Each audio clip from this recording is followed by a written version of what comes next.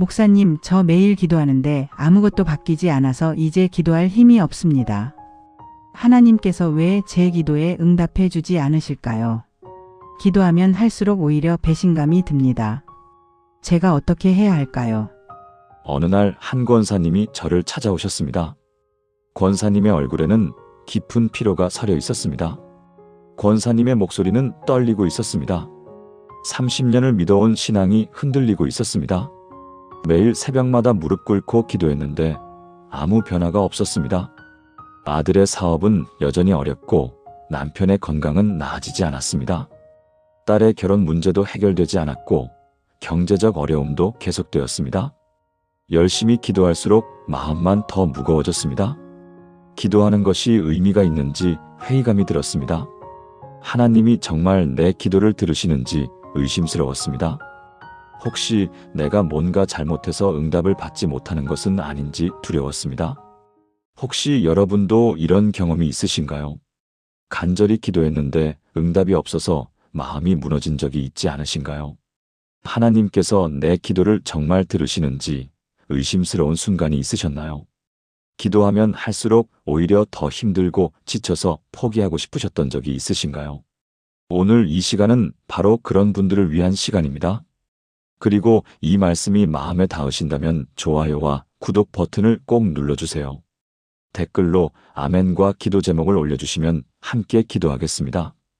더 많은 분들이 이 은혜를 함께 나눌 수 있도록 말입니다. 기도 응답이 없어서 배신감을 느끼시는 분들을 위한 시간입니다. 기도할 힘조차 없어진 분들을 위한 위로의 시간입니다. 하나님과의 관계가 멀어진 것 같아서 두려우신 분들을 위한 회복의 시간입니다. 오늘 제가 나누는 7가지 진리가 여러분의 기도 생활을 완전히 회복시켜 드릴 것입니다. 이것은 단순한 위로가 아닙니다. 성경이 분명히 말씀하시는 기도의 본질입니다. 하나님이 우리에게 원하시는 진짜 기도가 무엇인지 알게 될 것입니다. 수많은 성도들이 이 진리를 통해 기도의 기쁨을 되찾았습니다. 절망 가운데 있던 분들이 다시 일어섰습니다. 기도를 포기했던 분들이 다시 무릎 꿇었습니다. 여러분도 오늘 이 말씀을 통해 다시 일어서시게 될 것입니다. 그러니 끝까지 함께 해주시기 바랍니다. 그럼 시작하겠습니다. 많은 분들이 착각하고 계신 것이 있습니다. 응답이 없다는 것은 하나님이 내 기도를 듣지 않으셨다는 뜻이라고 생각하십니다. 그런데 이것은 사실이 아닙니다. 하나님은 우리의 모든 기도를 다 들으십니다. 한 번도 빠짐없이 다 들으십니다. 시편 116편 1절에서 2절 말씀을 보십시오.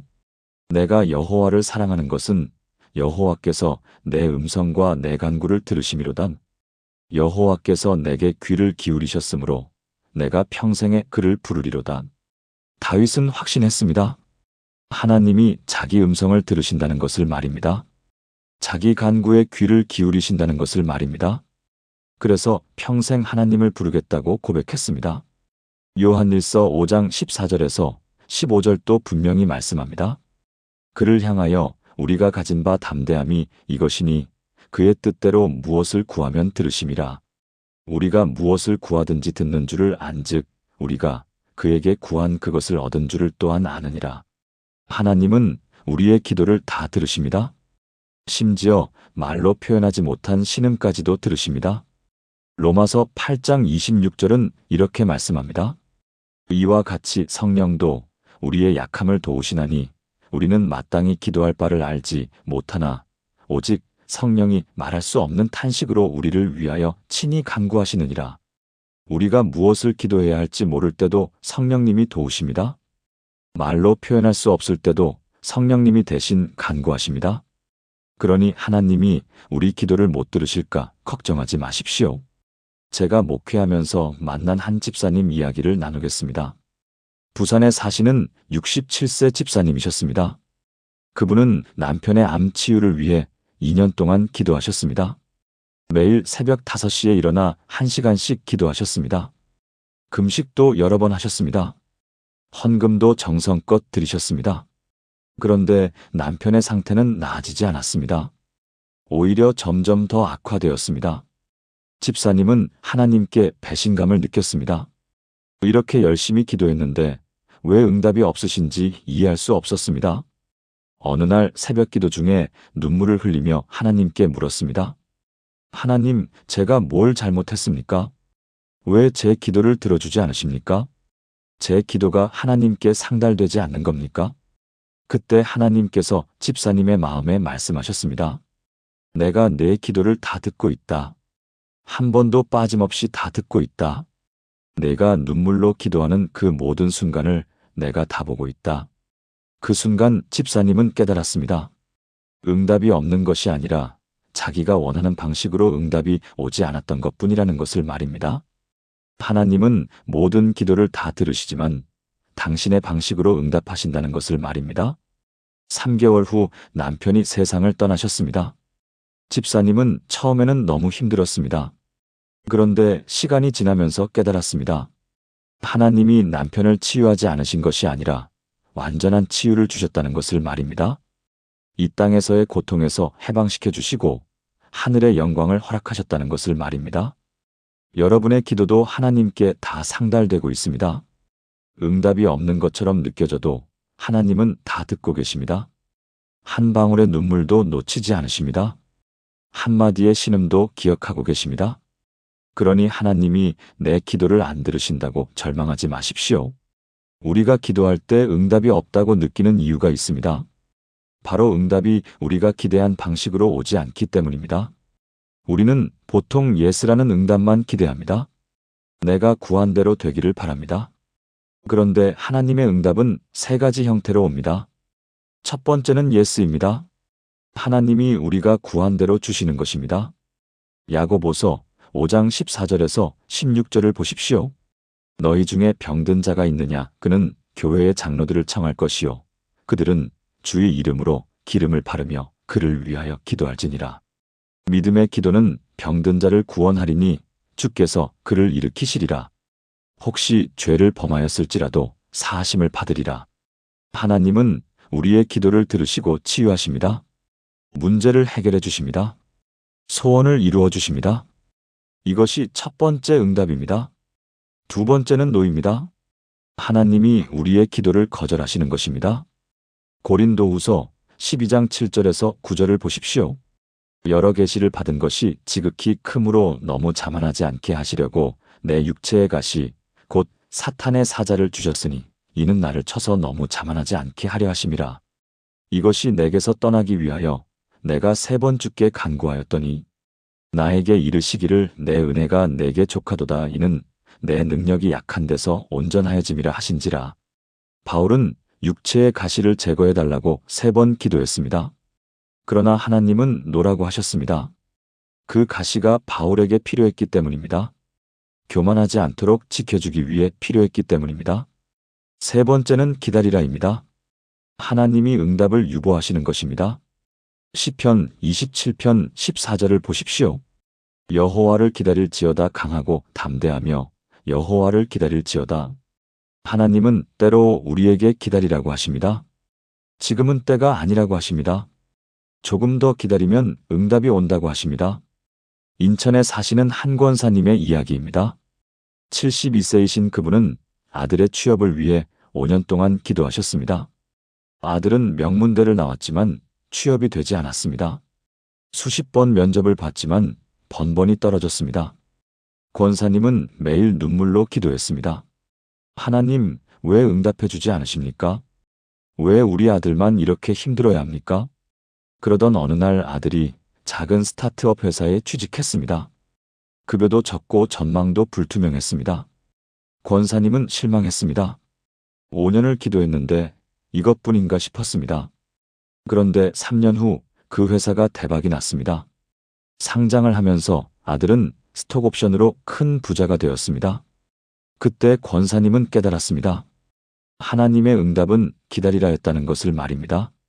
5년을 기다린 것이 아니라 8년을 기다려야 했던 것입니다. 만약 3년 전에 대기업에 취직했다면 지금의 축복은 없었을 것입니다. 하나님은 더 좋은 것을 준비하고 계셨던 것입니다. 여러분도 지금 어떤 응답을 받고 계신가요? 예스인가요? 노인가요? 아니면 기다리라인가요? 3가지 모두 하나님의 응답입니다. 노라는 응답도 사랑의 응답입니다. 기다리라는 응답도 축복의 응답입니다. 많은 분들이 기도를 잘못 이해하고 계십니다. 기도를 소원을 이루는 수단으로 생각하십니다. 기도하면 내가 원하는 것을 얻을 수 있다고 생각하십니다. 그래서 응답이 없으면 실망하고 포기합니다. 그런데 기도의 진짜 목적은 다릅니다. 기도는 하나님과의 관계를 깊게 하는 것입니다. 요한복음 15장 4절을 보십시오. 내 안에 거하라 나도 너희 안에 거하리라. 가지가 포도나무에 붙어 있지 아니하면 스스로 열매를 맺을 수 없음같이 너희도 내 안에 있지 아니하면 그러하리라. 예수님은 우리에게 당신 안에 거하라고 하십니다. 거한다는 것은 함께 산다는 뜻입니다. 깊은 관계 속에 산다는 뜻입니다. 기도는 바로 예수님 안에 거하는 방법입니다. 데살로니가전서 5장 17절에서 18절을 보십시오. 쉬지 말고 기도하라. 범사에 감사하라. 이것이 그리스도 예수 안에서 너희를 향하신 하나님의 뜻이니라. 쉬지 말고 기도하라는 것은 항상 하나님과 교제하라는 뜻입니다. 끊임없이 대화하라는 뜻입니다. 깊은 관계 속에서 살라는 뜻입니다. 제가 결혼한 지 35년이 되었습니다. 아내와 대화할 때 항상 무엇을 달라고 하지 않습니다. 그냥 이야기를 나눕니다. 오늘 있었던 일을 나눕니다. 마음속 생각을 나눕니다. 때로는 불평도 하고 때로는 감사도 합니다. 이것이 관계입니다. 만약 아내에게 무엇을 달라고 할 때만 말을 건다면 어떻게 될까요? 아내는 서운해할 것입니다. 관계가 깨질 것입니다. 하나님과의 관계도 마찬가지입니다. 기도할 때 항상 무엇을 달라고만 하면 안 됩니다. 그냥 대화를 나누어야 합니다. 마음을 나누어야 합니다. 때로는 감사를 드리고 때로는 고백도 해야 합니다. 서울에 사시는 한 집사님의 간증입니다. 59세이신 그분은 평생 기도할 때 항상 무엇을 달라고만 했습니다. 건강을 달라고 했습니다. 돈을 달라고 했습니다. 자녀들이 잘 되게 해달라고 했습니다. 그런데 어느 날 깨달았습니다. 자기는 하나님을 사랑하는 것이 아니라 하나님의 축복을 사랑했다는 것을 말입니다. 하나님과 관계를 원한 것이 아니라 하나님으로부터 무엇을 얻기를 원했다는 것을 말입니다. 그날부터 집사님의 기도가 바뀌었습니다. 달라고 하는 기도보다 감사하는 기도를 더 많이 했습니다. 무엇을 구하는 기도보다 하나님을 사랑한다고 고백하는 기도를 더 많이 했습니다. 그러자 놀라운 일이 일어났습니다. 기도가 즐거워졌습니다. 응답이 없어도 기도하는 것 자체가 기쁨이 되었습니다. 하나님과 대화하는 그 시간이 하루 중 가장 행복한 시간이 되었습니다. 그리고 깨달았습니다. 이것이 진짜 기도라는 것을 말입니다. 여러분은 어떤 기도를 하고 계신가요? 하나님께 무엇을 달라고만 하고 계신가요? 아니면 하나님과 깊은 관계를 맺고 계신가요? 기도는 소원 성취의 수단이 아닙니다. 기도는 하나님과 나의 사랑의 대화입니다. 우리가 기도할 때 기대하는 것이 있습니다. 상황이 바뀌기를 기대합니다. 환경이 달라지기를 기대합니다. 문제가 해결되기를 기대합니다. 물론 그런 일도 일어납니다. 하나님은 능력의 하나님이십니다. 그런데 더 중요한 일이 일어납니다. 바로 내가 변화되는 것입니다. 로마서 12장 2절을 다시 보십시오. 너희는 이 세대를 본받지 말고 오직 마음을 새롭게 함으로 변화를 받아 하나님의 선하시고 기뻐하시고 온전하신 뜻이 무엇인지 분별하도록 하라. 하나님이 원하시는 것은 우리의 변화입니다. 우리의 마음이 새로워지는 것입니다. 우리가 하나님의 뜻을 분별하게 되는 것입니다. 에베소서 4장 22절에서 24절도 말씀합니다. 너희는 유혹의 욕심을 따라 썩어져가는 구습을 따르는 옛사람을 벗어버리고 오직 너희의 심령이 새롭게 되어 하나님을 따라 의와 진리의 거룩함으로 지으심을 받은 새 사람을 입으라. 기도는 옛사람을 벗고 새 사람을 입는 과정입니다. 세상적인 욕심을 내려놓고 하나님의 뜻을 품는 과정입니다. 교만을 내려놓고 겸손을 입는 과정입니다. 광주에 사시는 한 권사님의 이야기입니다. 65세이신 그분은 며느리 문제로 10년 동안 괴로워하셨습니다. 며느리와 갈등이 심했습니다. 며느리가 바뀌기를 간절히 기도했습니다. 며느리가 착해지고 순종하고 자기를 존중해 주기를 바랐습니다. 10년 동안 매일 기도했습니다. 그런데 며느리는 변하지 않았습니다. 오히려 관계는 더 나빠졌습니다. 권사님은 하나님께 원망했습니다. 왜 내 기도를 들어주지 않으시는지 이해할 수 없었습니다. 그러던 어느 날 부흥회에 참석했습니다. 그날 강사 목사님이 이렇게 말씀하셨습니다. 우리가 다른 사람을 바꾸려고 기도하지만 하나님은 우리를 바꾸십니다. 그 말씀이 권사님의 가슴을 찔렀습니다. 10년 동안 며느리를 바꾸려고 기도했지만 정작 바뀌어야 할 사람은 자기였다는 것을 깨달았습니다. 그날부터 기도 제목이 바뀌었습니다. 며느리를 바꿔달라는 기도가 아니라 자기를 바꿔달라는 기도를 했습니다. 며느리를 사랑할 수 있는 마음을 달라고 기도했습니다. 며느리의 입장을 이해할 수 있는 지혜를 달라고 기도했습니다. 며느리의 허물을 덮어줄 수 있는 은혜를 달라고 기도했습니다. 그러자 놀라운 일이 일어났습니다. 권사님의 마음이 부드러워졌습니다. 며느리를 보는 눈이 달라졌습니다. 며느리의 장점이 보이기 시작했습니다. 그리고 먼저 며느리에게 손을 내밀었습니다. 미안하다고 사과했습니다. 그동안 며느리를 이해하지 못했다고 고백했습니다. 며느리도 놀랐습니다. 그리고 눈물을 흘리며 시어머니를 안았습니다. 자기도 잘못했다고 사과했습니다. 그날 이후 관계가 회복되었습니다. 지금은 최고의 고부 사이가 되었습니다. 권사님은 고백합니다. 10년 동안 며느리를 바꾸려고 기도했지만 하나님은 나를 바꾸셨다고 말입니다. 이것이 진짜 응답이었다고 말입니다. 여러분도 누군가를 바꾸려고 기도하고 계신가요? 상황을 바꾸려고 기도하고 계신가요? 그런데 변화가 없어서 실망하고 계신가요? 이제는 기도 제목을 바꿔보십시오. 나를 바꿔달라고 기도해 보십시오. 그러면 놀라운 응답을 경험하실 것입니다. 우리가 기도할 때 가장 힘든 것이 있습니다. 바로 기다리는 것입니다. 언제까지 기다려야 할지 모르기 때문에 더 힘듭니다. 1년을 기도해도 응답이 없습니다. 3년을 기도해도 변화가 없습니다. 5년을 기도해도 여전합니다. 10년을 기도해도 아무 일도 일어나지 않습니다. 그래서 포기하고 싶어집니다. 더 이상 기도할 힘이 없어집니다. 그런데 전도서 3장 1절이 무엇이라 말씀하십니까? 천하의 범사가 기한이 있고 모든 목적이 이를 때가 있나니 하나님께는 때가 있습니다. 하나님의 완벽한 시간표가 있습니다. 우리의 시간표와는 다릅니다. 이사야 55장 8절에서 9절을 보십시오. 이는 내 생각이 너희의 생각과 다르며 내 길은 너희의 길과 다름이니라. 여호와의 말씀이니라.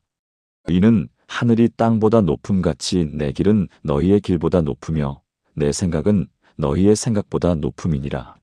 하나님의 생각은 우리의 생각과 다릅니다. 하나님의 길은 우리의 길과 다릅니다. 하나님의 시간은 우리의 시간과 다릅니다. 하박국 2장 3절은 이렇게 말씀합니다. 이 묵시는 정한 때가 있나니 그 종말을 향하여 급히 가나니 결코 거짓되지 아니하리라. 비록 더딜지라도 기다리라. 지체되지 않고 반드시 응하리라. 정한 때가 있습니다. 비록 더딜지라도 반드시 응합니다. 대구에 사시는 한 집사님의 간증입니다. 61세이신 그분은 딸의 결혼을 위해 15년 동안 기도하셨습니다. 딸이 30세가 넘었는데도 결혼할 생각을 하지 않았습니다. 일에만 몰두했습니다. 집사님은 매일 눈물로 기도했습니다. 딸에게 좋은 배우자를 보내달라고 기도했습니다. 그런데 45세가 될 때까지 아무 일도 일어나지 않았습니다. 집사님은 포기했습니다. 이제는 딸이 혼자 살게 해달라고 기도했습니다. 그런데 46세가 되던 해에 놀라운 일이 일어났습니다. 딸이 직장에서 한 남자를 만났습니다. 그 남자는 48세 미혼이었습니다. 독실한 크리스천이었습니다. 성품도 훌륭했고 경제적으로도 안정되어 있었습니다. 무엇보다 딸을 진심으로 사랑했습니다. 1년 후 두 사람은 결혼했습니다. 지금은 너무 행복하게 살고 있습니다. 집사님은 고백합니다. 15년이 지나서야 하나님의 때를 이해했다고 말입니다. 만약 30대에 결혼했다면 이렇게 좋은 남자를 만나지 못했을 것이라고 말입니다. 하나님은 최고의 배우자를 준비하고 계셨다고 말입니다. 아브라함을 보십시오. 하나님은 아들을 주신다고 약속하셨습니다. 그런데 25년이 걸렸습니다. 75세의 약속을 받았지만 100세가 되어서야 이삭이 태어났습니다. 요셉을 보십시오. 17세에 꿈을 꾸었습니다. 그러나 30세가 되어서야 총리가 되었습니다. 13년을 기다렸습니다. 모세를 보십시오. 40세에 부르심을 느꼈습니다. 그러나 80세가 되어서야 하나님의 부르심을 받았습니다. 40년을 기다렸습니다. 하나님의 때는 완벽합니다. 1분도 이르지 않고 1분도 늦지 않습니다. 지금 여러분이 기다리고 계신가요? 오래 기도했는데 응답이 없어서 지치셨나요? 포기하지 마십시오. 하나님의 때가 반드시 옵니다. 많은 분들이 고난 중에 기도합니다. 문제가 생겼을 때 기도합니다. 아플 때 기도합니다. 어려울 때 기도합니다. 그런데 응답이 없으면 더 힘들어집니다. 이렇게 어려운데 왜 하나님은 도와주지 않으시는지 원망하게 됩니다. 그런데 성경은 무엇이라 말씀하십니까? 야고보서 1장 2절에서 4절을 보십시오. 내 형제들아 너희가 여러 가지 시험을 당하거든 온전히 기쁘게 여기라. 이는 너희 믿음의 시련이 인내를 만들어내는 줄 너희가 알미라. 인내를 온전히 이루라. 이는 너희로 온전하고 구비하여 조금도 부족함이 없게 하려 함이라. 고난은 우리의 믿음을 실현하기 위한 것입니다. 인내를 만들기 위한 것입니다. 온전하게 하기 위한 것입니다.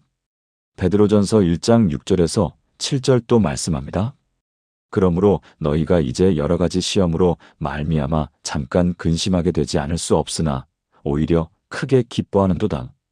너희 믿음의 확실함은 불로 연단하여도 없어질 금보다 더 귀하여 예수 그리스도께서 나타나실 때에 칭찬과 영광과 존귀를 얻게 할 것이니라. 고난 중의 믿음은 금보다 귀합니다. 고난 중의 기도는 하나님께 더 귀합니다. 울산에 사시는 한 권사님의 간증입니다. 70세이신 그분은 유방암 진단을 받으셨습니다. 수술을 하고 항암 치료를 받았습니다. 너무 힘들었습니다. 머리카락이 다 빠졌습니다. 몸무게가 20kg이나 빠졌습니다. 그런데 더 힘든 것은 기도가 응답되지 않는 것 같다는 느낌이었습니다. 이렇게 기도하는데 왜 낫지 않는지 이해할 수 없었습니다. 2년 동안 투병했습니다. 그 2년 동안 매일 기도했습니다. 때로는 원망도 했습니다. 때로는 눈물만 흘렸습니다. 때로는 말도 할 수 없었습니다. 그런데 그 고난의 시간이 지나고 나서 깨달았습니다. 그 2년이 인생에서 가장 귀한 시간이었다는 것을 말입니다. 하나님을 가장 깊이 경험한 시간이었다는 것을 말입니다. 건강할 때는 형식적으로 기도했는데 아플 때는 온 마음을 다해 기도했다는 것을 말입니다. 건강할 때는 세상 것들의 마음을 빼앗겼는데 아플 때는 오직 하나님만 바라보았다는 것을 말입니다.